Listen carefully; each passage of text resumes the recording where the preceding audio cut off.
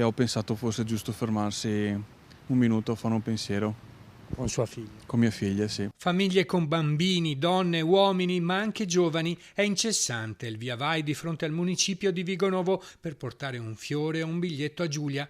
Si fermano per un pensiero o una preghiera. Piccoli gesti che aiutano anche a costruire il carattere e la personalità. È stato un pensiero della bambina perché ha voluto portare anche lei una dimostrazione d'affetto verso di Giulia. Le esequie sono state fissate per martedì mattina a Padova. Nel giorno del funerale il lutto si estenderà all'intero Veneto. E lei ci andrà alla sua famiglia? Penso di sì, perché per stare vicino alla famiglia di Giulia una piccola presenza per lei sì.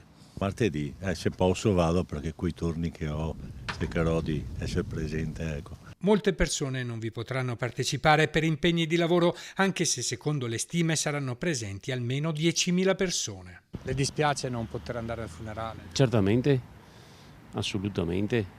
Starei a casa anche una giornata di lavoro. Anche di fronte a casa di Giulia la gente senza tregua lascia un pensiero, un peluche, un biglietto. La rabbia si mescola al dolore, come nel messaggio lasciato davanti alla casa di Giulia. Hai spento uno sguardo, ma hai alimentato fuoco nel nostro. Ora bruceremo tutto per te, Giulia, e per tutte le donne.